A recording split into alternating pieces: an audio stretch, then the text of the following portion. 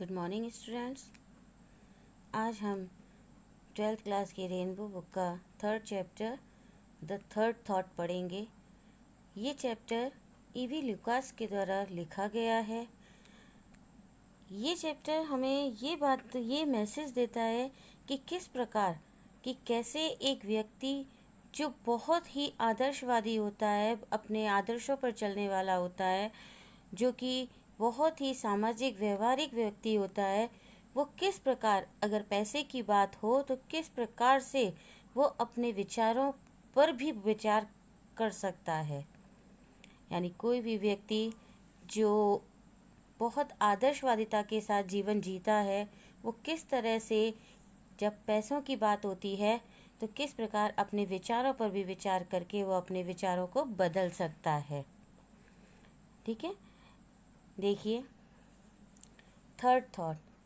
This story was told to me by a friend. ये कहानी मुझे एक मित्र के द्वारा बताई गई, यानी मेरे मित्र ने मुझे ये कहानी सुनाई।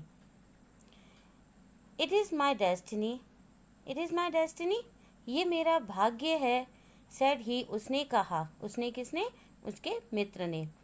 To buy in the dearest markets to sell if I succeed in selling at all. कि ये मेरा भाग्य है कि मैं बाय खरीदता हूँ इन द डियरेस्ट मार्केट्स। डियरेस्ट यानी सबसे महंगे बाज़ारों से खरीदता हूँ। एंड टू सेल, और बेचता हूँ। इफ़ आई सक्सीड, अगर मैं सफल हो जाऊँ। इन सेलिंग एट ऑल, किसी भी तरह से उसे बेचने में। इन द चीपेस्ट, सबसे सस्ते में। यानी मैं किसी भी चीज़ को सबसे महंगे बाज़ार से खरीदता हूँ और अगर मैं उसे बेचूँ तो मैं उसे सबसे सस्ते बाज़ार में बेचने में सफल हो पाता हूँ। यूजुअली, इंडीड, यूजुअली अक्सर, इंडीड वास्तव में। Having tired of A picture और डेकोरेटिव आर्टिकल, हैविंग टायर्ड थक कर या बोर होकर, ऑफ ए पिक्चर किसी तस्वीर से, और ए डेकोरेटिव आर्टिकल या फिर किसी डेकोरेटिव सजावटी आर्टिकल वस्तु से। I have positively to give it away, और मैं उसे सकारात्मक रूप से अगर किसी को देना चाहूँ, almost to make its acceptance by another, तो उस दूसरे व्यक्ति द्वारा उसकी स्वीकृति, a personal favour to me, मेरे ऊपर एक पर्सनल फेवर यानी व्यक्तिगत उपकार करना, यानी वो मेरे ऊपर कोई पर्सनल फेवर करता है, इस तरह से मैं उसे दे पाता हूँ। But the other day was marked by an exception to this rule, so striking that I have been wondering if perhaps the luck has not changed and I am, after all, destined to be that most enviable thing, a successful dealer. But the other day, लेकिन वो दिन, was marked by an exception, एक exception यानी अपवाद, एक अपवाद बन गया टू दिस रूल, इस रूल यानी इस नियम के लिए। नियम कौन सा था? जो वो महंगे बाजार से चीज़ें खरीदता था और सस्ते में बेचता था, ये एक नियम था। So striking that I have been wondering, वो इतना प्रभावशाली रहा कि मैं आश्चर्यचकित हो गया। If perhaps the luck has not changed, कि क्या शायद भाग्य तो नहीं बदल गया। एंड आई एम, और मैं, after all, destined to be that most enviable thing. Enviable thing का मतलब होता है सबसे ज़्यादा ईर्ष्या के योग्य, और मैं कहीं सबसे अधिक ईर्ष्या के योग्य, ए सक्सेसफुल डीलर, एक सफल डीलर, डीलर यानी व्यापारी, एक सफल व्यापारी तो नहीं बन गया। किसके द्वारा? भाग्य के द्वारा। इट हैपेंड दस, और ये इस प्रकार हुआ, यानी अब वो बता रहे हैं कि किस तरह से ये सारी बातें हुई। In drifting about the old curiosity shops of a cathedral city, यानी इन ड्रिफ्टिंग यानी घूमते हुए, about the old curiosity shops, उन ओल्ड क्यूरियोसिटी पुरानी दुर्लभ चीज़ों की शॉप्स दुकानें, ऑफ ए कैथेड्रल सिटी, एक कैथेड्रल सिटी यानी जहाँ गिरजाघर था, चर्च था, उस शहर की सबसे अधिक दुर्लभ चीज़ों की जो दुकान थी, वहाँ पर घूमते हुए, आई केम अपॉन ए पोर्टफोलियो, मैं एक पोर्टफोलियो कोई चित्रों की कोई file, of water colour drawings, water colour drawings, जो पानी के रंग होते हैं उनकी बनी हुई जो ड्राइंग्स हैं, चित्र थे, उसके एक पोर्टफोलियो, एक फाइल पर मेरी नज़र पड़ी। among which was one that to I would have been a possible turner, और शायद उनमें से एक जो थी जिस पर मेरी नज़र पड़ी वो संभवतः टर्नर की थी। Even if an earlier owner had not shared that, शायद उसके पुराने मालिक ने ये बात शेयर नहीं की थी, यानी ये बात नहीं बताई थी, that opinion और hope, उसकी अपनी इस राय को या अपनी इस उम्मीद को, and set the magic names, और उसने उसका मैजिक नेम यानी उसका वो जादुई नाम सेट कर दिया था, विद ऑल इट्स इनिशियल्स, उसके सभी इनिशियल्स में, इनिशियल्स यानी जो नाम का पहला अक्षर होता है उस अक्षर में, so often placed in the wrong order, जो अक्सर रॉन्ग ऑर्डर यानी गलत ऑर्डर से लिखा जाता है, बीनीथ इट, उसके नीचे। हाउ मच इज दिस, ये कितने की है? आई आस्क्ड स्कॉर्नफुली, स्कॉर्नफुली मीन्स हेटफुली, घृणापूर्वक, तिरस्कारपूर्वक, कुछ भी कह सकते हैं, कि मैंने तिरस्कारपूर्वक ये पूछा ये कितने की है। Well said the dealer, if it were A genuine Turner it would B worth anything. ठीक है, सेड द डीलर, डीलर ने कहा, if it were A genuine, अगर ये वास्तव में टर्नर की है, यानी जो टर्नर एक चित्रकार हैं, अगर ये वास्तव में उनकी है, it would B worth anything, तो इसकी कीमत या इसका मूल्य कुछ भी हो सकता है। बट लेट्स से 10 शिलिंग, फिर भी मैं 10 शिलिंग कहूँगा, यानी वो उसके 10 शिलिंग लेगा। You can have it for that, तुम इतने में ले सकते हो। But I don't mind if you don't, because I am going to London next week and should take it with me to get an opinion, लेकिन मैं mind नहीं करूँगा, यानी मुझे बिल्कुल भी बुरा नहीं लगेगा इफ़ यू डोंट, अगर तुम नहीं लोगे, क्योंकि I am going to London, मैं लंदन जा रहा हूँ, नेक्स्ट वीक, अगले हफ्ते, and should take it with me, और मैं इसे अपने साथ ले जाऊँगा, टू गेट एन ओपिनियन, एक ओपिनियन लेने के लिए, यानी इसके बारे में जानने के लिए या कोई राय लेने के लिए मैं इसे अगले महीने, अगले हफ्ते अपने साथ लंदन ले जा रहा हूँ। आई पॉन्डर्ड, पॉन्डर्ड का मतलब होता है बहुत ज़्यादा सोच विचार करना, तो मैंने विचार किया। माइंड यू, बुरा मत मानना, आई डोंट गारंटी इट, पर मैं इसकी गारंटी नहीं लेता, यानी उसने कहा था कि ये किसकी है किसकी नहीं है मैं इस बारे में नहीं जानता और ना ही मैं इसकी गारंटी लूँगा। ही एडेड, उसने आगे कहा। I gave him the 10 shillings, मैंने उसे 10 शिलिंग्स दे दिए। By what incredible means I found a purchaser for the drawing at 50 pounds, there is no need to tell, for the point of this narrative resides not in bargaining with collectors but in bargaining with my own soul. Bye what incredible, incredible का मतलब होता है अविश्वसनीय तरीका, यानी अविश्वसनीय तरीके से या अविश्वसनीय साधनों से। आई फाउंड ए परचेज़र, मैंने एक परचेज़र, परचेज़र यानी खरीदार, मैंने एक खरीदार ढूंढ लिया फॉर द ड्राइंग, उस ड्राइंग के लिए, उस चित्र के लिए, एट 50 pounds, 50 पाउंड में। There is no need to tell, ये बताने की आवश्यकता नहीं है। For the point of this narrative, इस नरेटिव यानी ये जो कहानी, ये जो बातें बताई गई हैं, उस पॉइंट से resides not in bargaining with collectors, मैंने कलेक्टर्स यानी कि संग्रहकर्ता, संग्रहकर्ता वो जो पुरानी चीज़ों को रखते हैं, पुरानी चीज़ों का जिन्हें शौक होता है, उन कलेक्टर्स से बार्गेनिंग यानी कोई भी मोल भाव करने की नहीं, but in bargaining with my own soul, बल्कि अपनी अंतरात्मा यानी अपनी आत्मा से मोल भाव करने के व्यू से, उस पॉइंट से ये कहानी मैं बता रहा हूँ। द एस्टोनिशिंग फैक्ट, और जो आश्चर्यजनक तथ्य है, remains that I achieved A profit of 49 pounds 10, वो ये कि मैंने प्राप्त किया एक प्रॉफिट, एक लाभ ऑफ 49 pounds 10, यानी 49 49 पाउंड का 10 और 10 शिलिंग, मैंने 49 पाउंड और 10 शिलिंग का एक लाभ प्राप्त किया।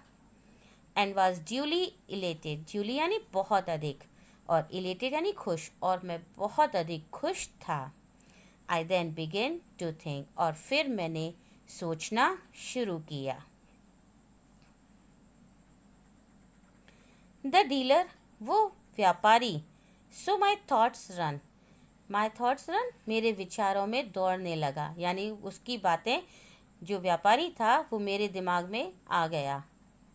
इन दैट लिटिल स्ट्रीट, उस छोटी सी गली में, by the cathedral west door, जो कैथेड्रल यानी गिरजाघर के पश्चिमी दरवाजे के पास थी, उस छोटी सी गली में, he ought to participate in this, वो भी इस हिस्से का, यानी जो मैंने लाभ कमाया है उस हिस्से में पार्टिसिपेट यानी भागीदार होना चाहिए। He behaved very well to me, उसने मेरे साथ बहुत अच्छा व्यवहार किया। And I ought to behave well to him, और मुझे भी उसके प्रति अच्छा व्यवहार करना चाहिए। It would be only fair to give him half, और उसे इसका हाफ देना फेयर यानी उचित होगा।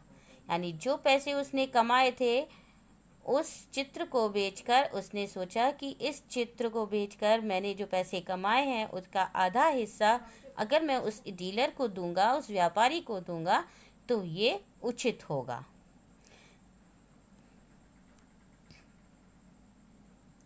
Thereupon I sat down and wrote a little note saying that the potential Turner drawing, which no doubt he recollected, had turned out to be authentic.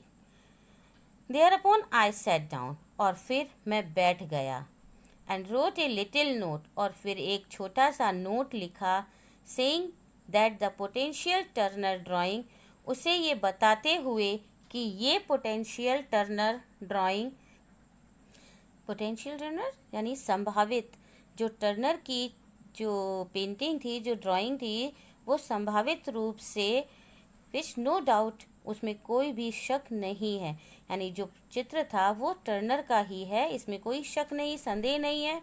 He recollected, उसे याद है, हैड टर्न और to be authentic, वो वास्तविक निकली, यानी जो तस्वीर उसने वहाँ से खरीदी थी और जिसके बारे में उन्होंने सोचा था कि ये संभावित रूप से टर्नर की है, इस बात में कोई भी शक नहीं है और वो उसकी वास्तविक है। ऑथेंटिक मीन्स होता है रियल, वास्तविक। And I had great pleasure in enclosing him half of the proceeds, और आई हैड ग्रेट प्लेजर, मुझे बहुत खुशी होगी, इन इनक्लोजिंग हिम, उसे इनक्लोजिंग यानी उसके साथ, उस पत्र के साथ एनक्लोज करते हुए, लगाते हुए या संलग्न करते हुए, हाफ ऑफ द प्रोसीड्स का मतलब यहाँ लाभ से है, उस लाभ का आधा उसके साथ संलग्न करते हुए मुझे खुशी होगी। एज आई कंसिडर्ड, क्योंकि मैं ये मानता हूँ, दैट द ओनली जस्ट, कि यही जस्ट का मतलब न्याय संबंधित, एंड डिसेंट कोर्स, डिसेंट यानी बहुत ही शालीनतापूर्ण, कोर्स यानी बहुत ही शालीनतापूर्ण तरीका, कि यही एक उचित और शालीनतापूर्ण तरीका होगा। Having no stamps and the hour being late, I did not post this and went to bed. Having no stamps, stamps ना होने के कारण, and the hour being late, और बहुत अधिक देर होने के कारण, I did not post this, मैंने उसे पोस्ट नहीं किया, यानी मैंने उसे डाक में नहीं डाला। and went to bed, और बिस्तर पर चला गया, यानी मैं सोने चला गया। At about 3:30 a.m. I woke widely up. लगभग 3:30 बजे I woke widely up, मैं पूरी तरह से जाग गया। And according to custom, custom का मतलब होता है रीति रिवाज, लेकिन यहाँ कस्टम का मतलब रीति रिवाज से नहीं बल्कि यहाँ उसकी आदत से था। और आदत के अनुसार begin to review my life's error, मैं अपनी जीवन की गलतियों, एरर यानी गलतियाँ, मैं अपनी जीवन की गलतियों पर पुनः विचार करने लगा। Which are in no danger of ever suffering from loneliness, जो कि लोनलीनेस यानी अकेलेपन से कभी भी पीड़ित होने के खतरे में नहीं थी। फ्रॉम दीज, और फिर उनसे यानी इन विचारों से होता हुआ, I reached by way of mitigation my recent successful piece of chaffering. मैं उस तनाव के तरीके को कम करने के लिए माई रिसेंट सक्सेसफुल पीस ऑफ शेफरिंग, शेफरिंग यानी मोल भाव, अपने हाल ही में हुए सफलतापूर्वक उस मोल भाव के बारे में सोचने लगा। And put the letter to the dealer, और उस व्यापारी को लिखे गए उस पत्र के बारे में under both examination and cross examination. मैंने एग्जामिनेशन जांच करना, मैंने जांच की, एंड क्रॉस एग्जामिनेशन फिर मैंने पुनः जांच की, यानी मैं उस पत्र के बारे में बार बार सोचने लगा। वाई, क्यों? सो माई थॉट्स रन, मेरे विचार दौड़ने लगे, मतलब मैं सोचने लगा। गिव हिम हाफ, मैं उसे आधा क्यों दूं?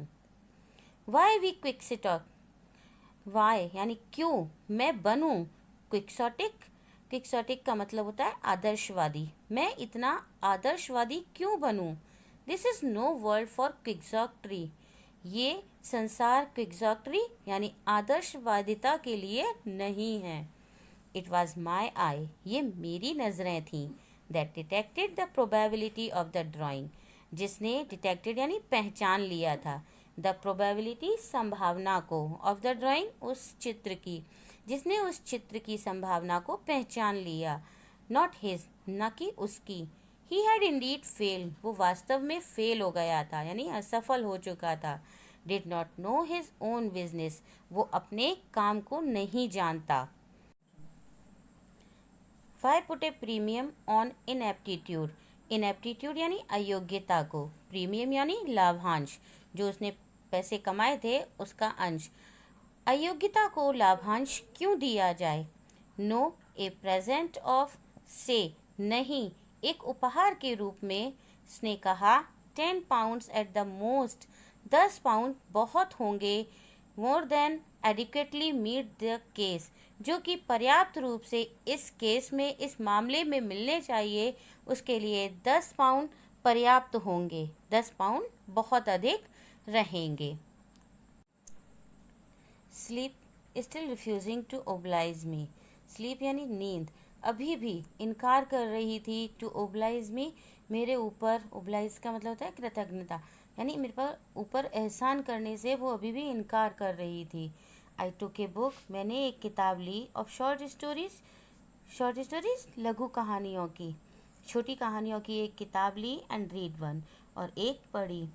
Then I close my eyes again, फिर मैंने अपनी आंखें फिर बंद कर ली, and again begin to think, और दोबारा सोचने लगा। अबाउट द डीलर, उस विक्रेता के बारे में। वाई, क्यों? सो माई थॉट्स रन, मैं फिर सोचने लगा। सेंड हिम 10 पाउंड्स, 10 पाउंड क्यों भेजूँ? It will only give him a wrong idea of his customer, और ये उसे उसके कस्टमर के लिए एक गलत विचार ही देगा। None other of whom would be so fair, उनमें से कोई भी हो सकता है इतना फेयर यानी इतना उचित ना हो, सो स्पोर्टिंग इतना उदार भी ना हो, एज आई जितना कि मैं, हो सकता है कि उनमें से कोई इतना उदार और इतना उचित ना हो। He will expect and go down, he will expect similar letter every day, और वो प्रतिदिन इसी प्रकार के लेटर्स की, इसी प्रकार के पत्रों की अपेक्षा करेगा, एंड बी डिसअपॉइंटेड और निराश होगा। And then he will become embittered, embittered means कड़वाहट से भर जाना, और फिर वो कड़वाहट से भर जाएगा। And go down the well of tears, और आंसू बहाएगा। ए मिजरेबल क्रिएचर, एक दयनीय प्राणी की तरह, एक दयनीय प्राणी की तरह फिर वो आंसू बहाएगा। He looked a nice old man too, वो एक अच्छा बूढ़ा आदमी दिखाई देता था।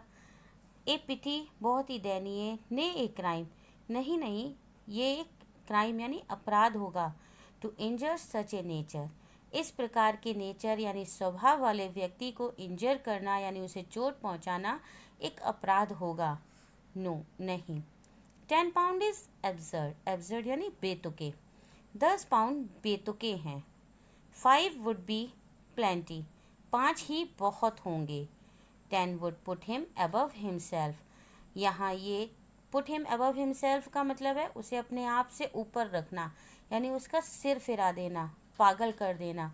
तो वो कह रहा है कि 10 तो उसके दिमाग को ख़राब कर देंगे या उसे पागल कर देंगे।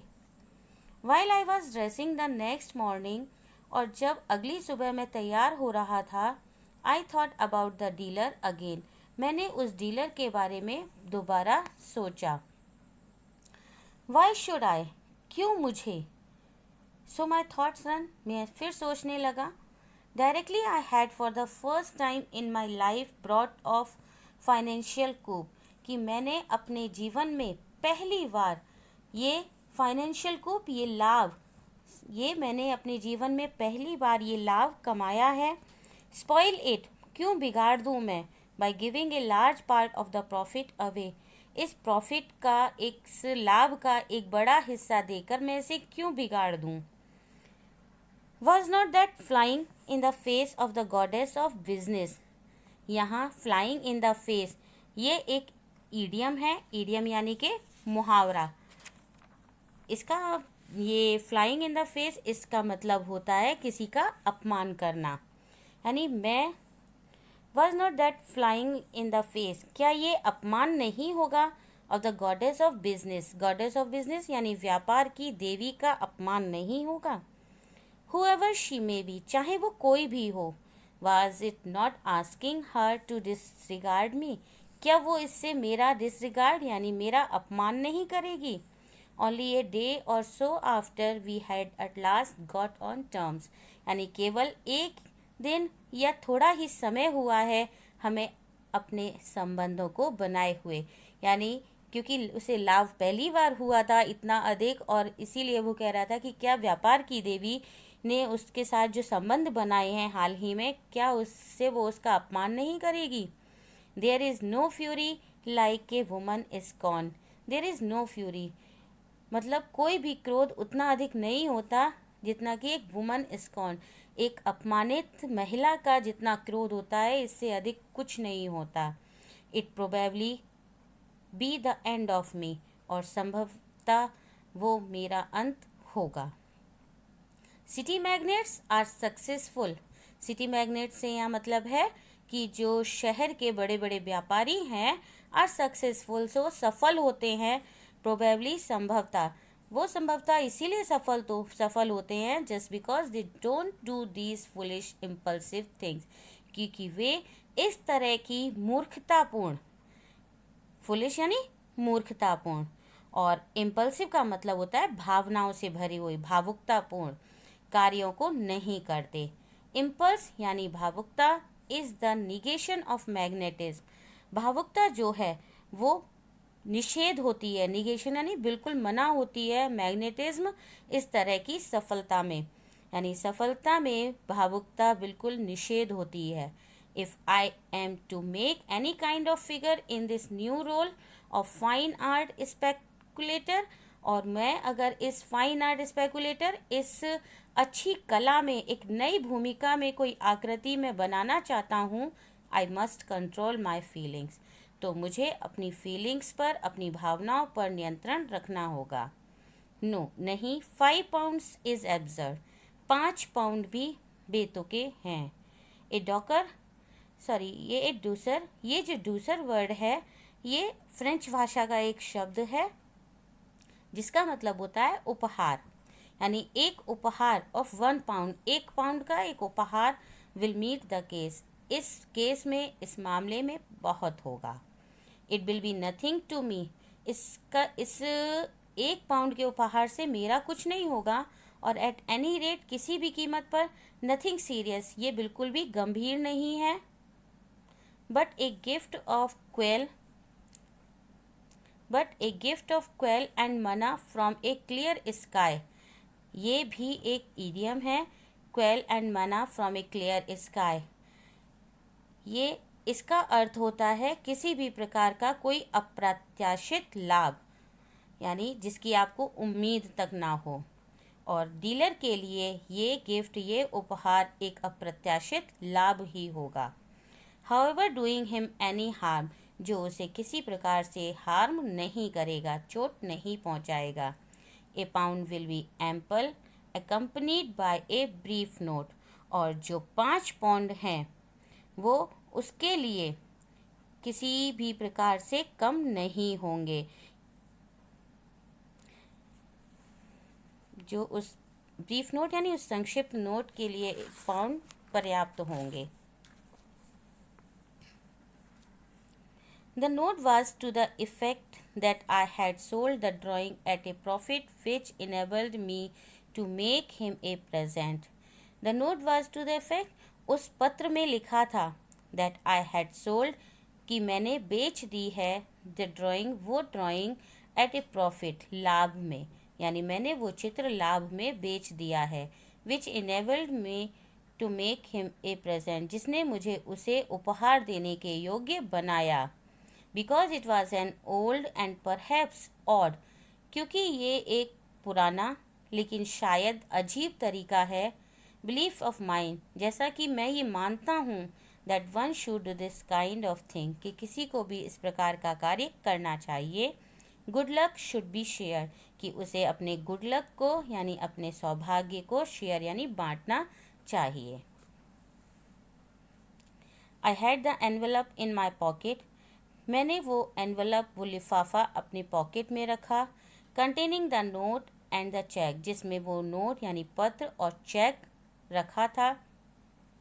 When I reach the club for lunch, जब मैं लंच के लिए क्लब पहुंचा, एंड दैट आफ्टरनून, और उस दोपहर, आई प्लेड ब्रिज सो डिसास्ट्रसली, मैंने प्लेड यानी खेला, ब्रिज ताश के पत्तों से खेला जाने वाला एक खेल है, सो डिसास्ट्रसली, इतनी बुरी तरह से, दैट आई वॉज ग्लैड, कि मैं खुश था, I had not posted it, कि मैंने उसे पोस्ट नहीं किया, यानी मैंने वो पत्र पोस्ट नहीं किया, डाक में नहीं डाला, इस बात से मैं बहुत खुश था।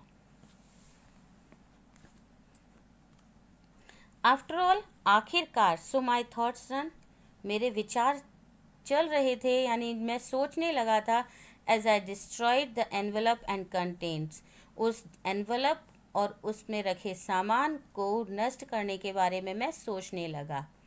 Such bargains are all part of the game, ये सब बार्गेन्स यानी जो भी मोल भाव था वो पार्ट ऑफ द गेम, उस खेल का ही हिस्सा हैं। Buying and selling यानी बेचना और खरीदना are a perfectly straight forward, ये पूरी तरह से सीधा सीधा मैटर यानी मामला था, बिटवीन डीलर एंड कस्टमर, व्यापारी और ग्राहक के बीच में, यानी खरीदना और बेचना जो भी होता है वो व्यापारी और ग्राहक के बीच एक सीधा सीधा मामला होता है।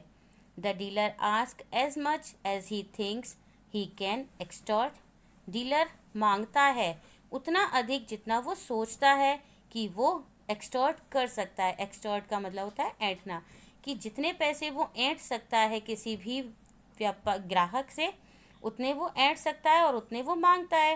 एंड द कस्टमर, और वो ग्राहक भी, हैविंग पेड इट, उसे चुकाने के बाद, is under no obligation whatever to the dealer, उस व्यापारी के प्रति वो किसी भी प्रकार की कोई बाध्यता नहीं रखता।